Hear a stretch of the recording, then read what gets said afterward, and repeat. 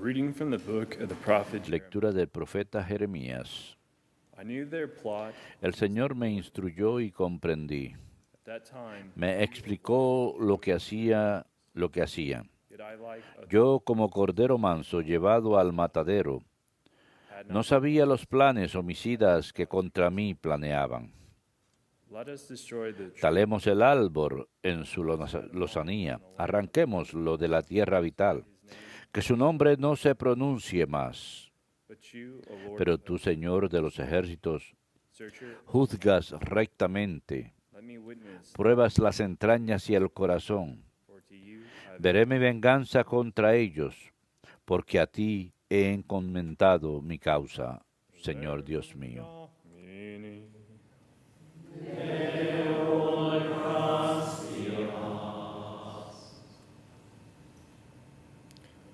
O Lord my God, Señor Dios mío, a ti me acojo. Señor Dios mío, a ti me acojo. O Lord my God, Señor Dios mío, a ti me acojo. Líbrame de mis perseguidores y sálvame, lest I become que no me atrapen como leones be torn y me desgarren sin remedio. Señor Dios mío, a ti me acojo. do me justice, O Lord, Júzgame, Señor, as I am just. según mi justicia, según la inocencia que hay en mí. Malice of the wicked, Cese la maldad de los culpables y apoya tú al inocente, O searcher, tú que sondeas el corazón y las entrañas, tú el Dios justo. Señor Dios mío, a ti me acojo. a shield before me, Mi escudo es Dios, saves the que upright. salva a los rectos de corazón. Judge, it is God. Dios es juez justo, Dios amenaza cada día. Señor Dios mío, a ti me acojo.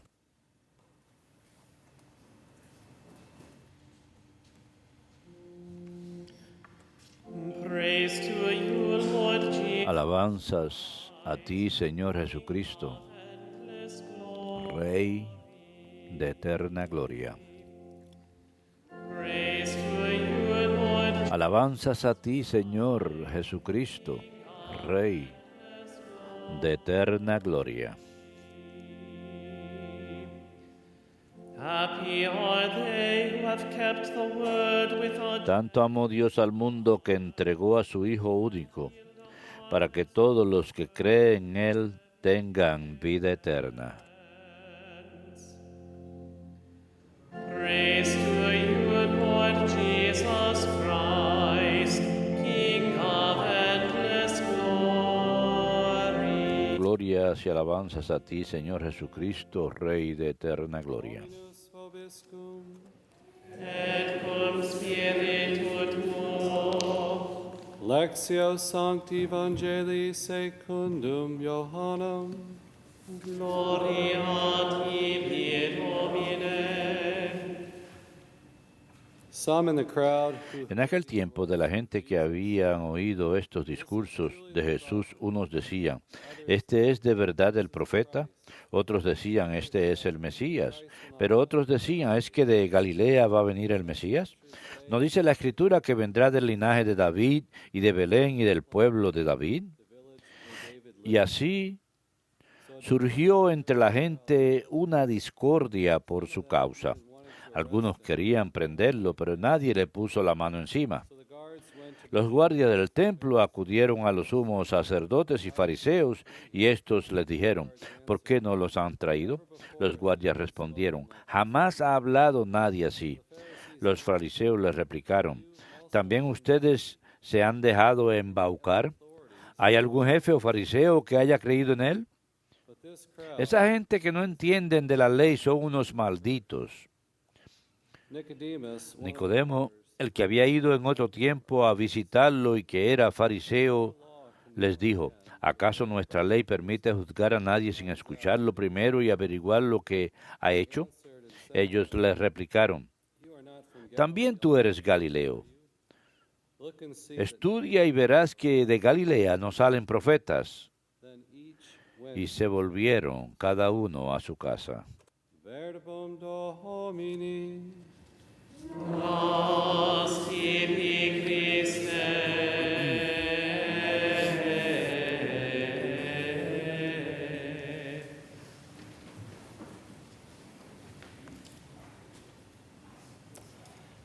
Never before has anyone spoken like this man. Nunca antes nadie había hablado como este hombre.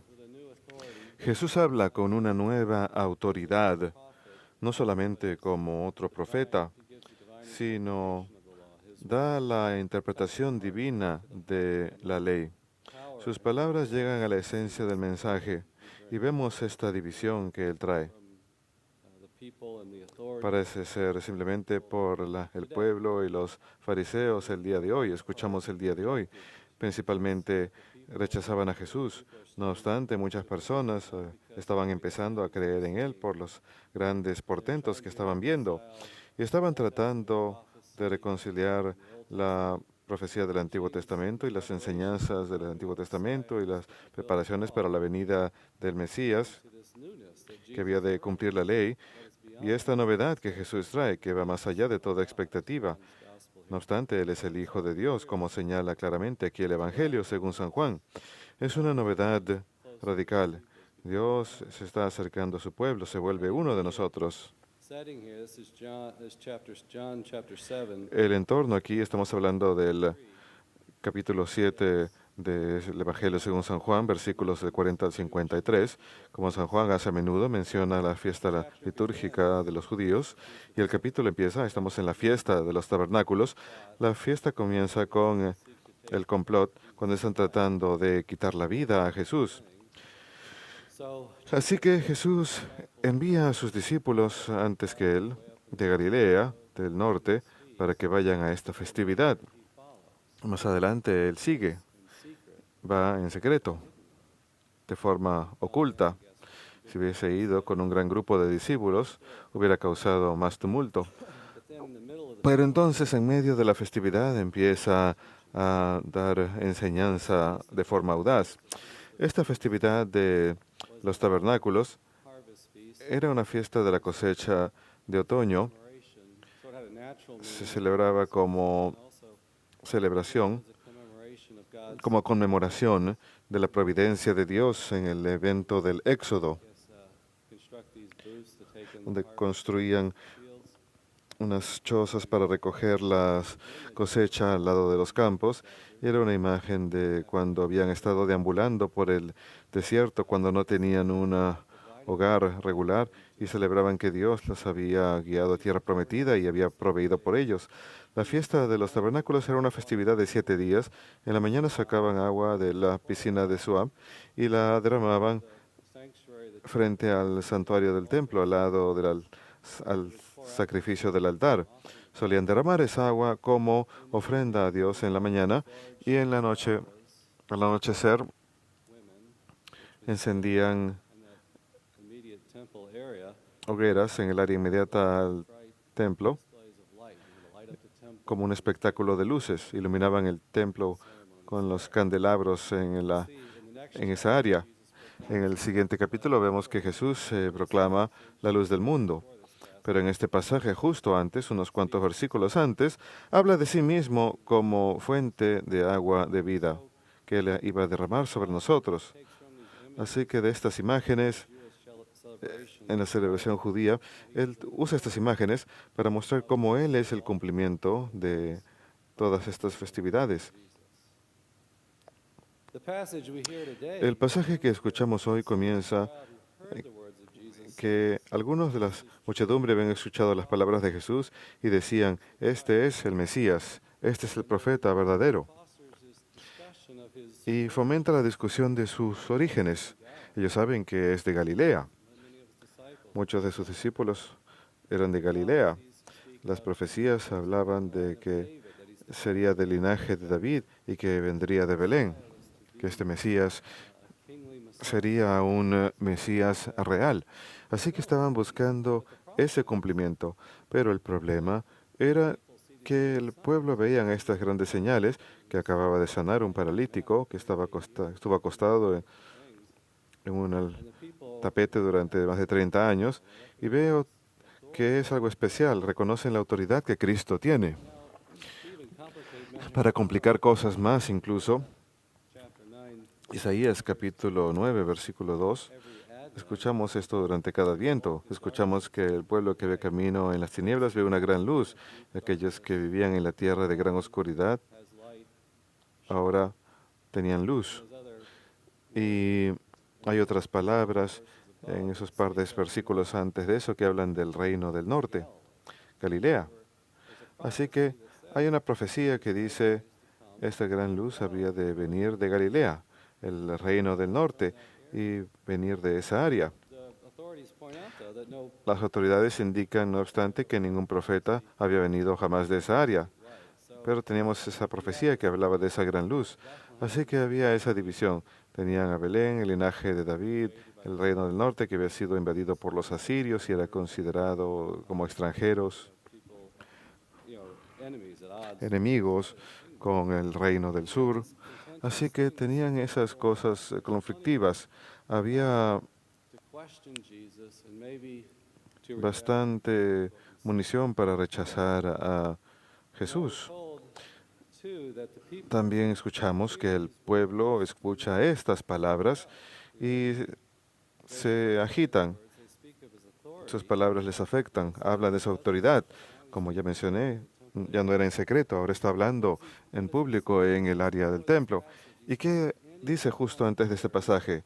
Dice que cualquiera que tenga sed, venga y beba de mí.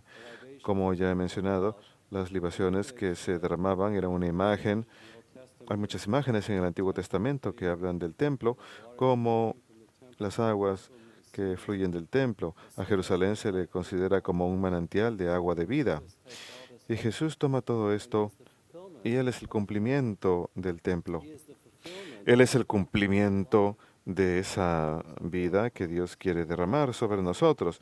Y San Juan lo dice en este pasaje del Evangelio, que Él se está refiriendo al don del Espíritu que Él va a derramar sobre sus creyentes a través del misterio pascual en Pentecostés. Él ha de enviar al Espíritu Santo sobre nosotros para que more en nosotros, para que nosotros también nos convirtamos en aguas de vida. Él está haciendo unas proclamaciones bastante amplias de su divinidad como fuente de vida. Y no obstante, tenemos ese complot para matarlo, que está echando raíz y está progresando. Y lo están criticando con cualquier motivo que puedan encontrar. Creo que la solución de todo esto en San Juan capítulo 7 es el versículo 70. Como ya mencioné, ese es el versículo 40, pero si retrocedemos unos versículos, dice, si la voluntad de cualquier hombre es hacer su voluntad, era de saber si esa enseñanza viene de Dios o si estoy hablando por mi propia autoridad. Esa es la clave, ese es el principio que verdaderamente está causando esta división. ¿Estamos buscando la voluntad de Dios? ¿Se trata de nuestra voluntad, buscar la voluntad de Dios? Si nuestro corazón está en ese sitio, podemos empezar a entender la enseñanza, podemos empezar a reconocer a Cristo. Si nuestra voluntad está contra de Dios, vamos a encontrar muchas formas, vamos a buscar razones para rechazar a Cristo y su enseñanza. Se trata de una conversión fundamental que tiene que ocurrir en todos nosotros, incluso aquellos que están bautizados, creyentes y están comprometidos y han obrado sobre ello muchas veces durante nuestras vidas, buscando la voluntad de Dios. Aún así tenemos que levantarnos el día de hoy y buscar su voluntad un día más. ¿O acaso vamos a poner algo frente a Dios? Y esa otra cosa que ponemos frente a Dios, ese obstáculo, le llamamos el pecado. Y si uno entra en una vida de pecado, si uno abandona la voluntad de Dios, uno está caminando en las tinieblas, está ciego y no reconoce la autoridad de Cristo. Uno sustituye la voluntad propia, la autoridad propia, en lugar de la de Dios. Es un principio sencillo. Y podemos mirar hacia atrás, hacia esa época y decir, esos letrados y fariseos, las autoridades de aquella época, y decir, oh, sus corazones están endurecidos, son unos ciegos. Pero nosotros caemos en la misma trampa. Estamos en Cuaresma, es un tiempo de conversión. Es un tiempo cuando nos unimos con Cristo cuando Él va al desierto para luchar contra Satanás, para luchar contra el pecado y la tentación, nosotros entramos a esa misma lucha. Si no lo vemos en nuestras vidas, probablemente estamos ciegos o concebidos inmaculadamente, una de dos. Pero es una dificultad para nosotros, los seres humanos. Tenemos una naturaleza humana caída y tenemos una tendencia a pecar. Y no vemos la verdad del Evangelio, no vemos la autoridad de Jesucristo. Así pues, el pecado es un rechazo de Dios. Es una falta de entrega de parte de una. My will than his.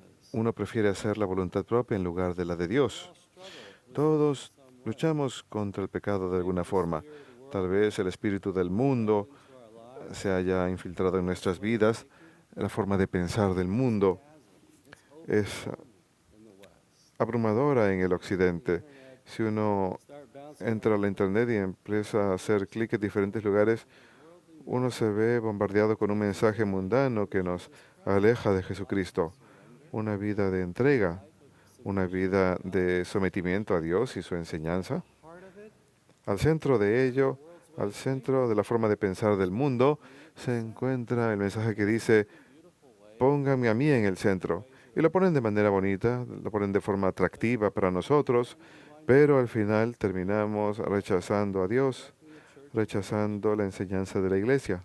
Yesterday I was even Ayer incluso reading me encontraba leyendo una entrevista con unas personas de la iglesia que habían ido a una conferencia, muy respetados, no quiero decir sus nombres, pero estaba escuchándolos y scratching my head that me estaba rascando la cabeza. Sonaban muy bonito de diferentes formas, tratando de apropiar cosas que vemos en el mundo, tal vez cosas buenas que vemos en el mundo hasta cierto grado, pero faltaba algo acerca de nuestra reverencia a Dios, acerca de referencia a la santidad y la voluntad de Dios. Podemos caer en la trampa de que, y este es el problema, creo, que ellos veían a la iglesia como meramente una institución. La iglesia es la prometida de Cristo. La iglesia es nuestra madre. La iglesia es el lugar de comunión con Dios. La iglesia es el lugar donde escucho el Evangelio, una verdad salvadora en mi vida para recibir instrucciones de una forma mejor de vivir. La iglesia es un lugar de santidad donde recibo los sacramentos y soy transformado. No es, por seguro, hay un aspecto institucional, pero cuando empezamos a hablar de ella solamente como una institución, empezamos a darle forma en la forma en que las instituciones del mundo tienen forma y obran. Y podemos tomar algo de ello, algo de eso es bueno, pero primero debemos verlo como el cuerpo de Cristo, como un lugar de comunión con Dios, como un lugar de santidad, un lugar donde buscar la voluntad de Dios. Esa es la primera referencia. Y la segunda referencia sería, tal vez pastoralmente, tal vez cómo ser más eficaces o cómo servir mejor o cosas así. Pero pasamos por alto esa parte y creo que al centro de ello encontramos que perdimos ese enfoque en Dios. La conversión se trata de poner a Dios otra vez en el centro. Se trata de que Dios sea nuestra meta, buscar la voluntad de Dios y tener comunión con Él. Y el mundo va a tratar de agarrar eso, sacar nuestra mano, nuestros dedos de esa visión, quitar nuestra mirada del Señor y ponerlo en otro sitio. Y durante Cuaresma, a través del ayuno, oración y limosna, tratamos de mover nuestro enfoque para regresar a Dios, ser parte de su iglesia, someternos a su enseñanza, y entonces podremos ser esa fuente de agua de vida para el mundo entero. Podemos ser fuente de luz para todo el mundo.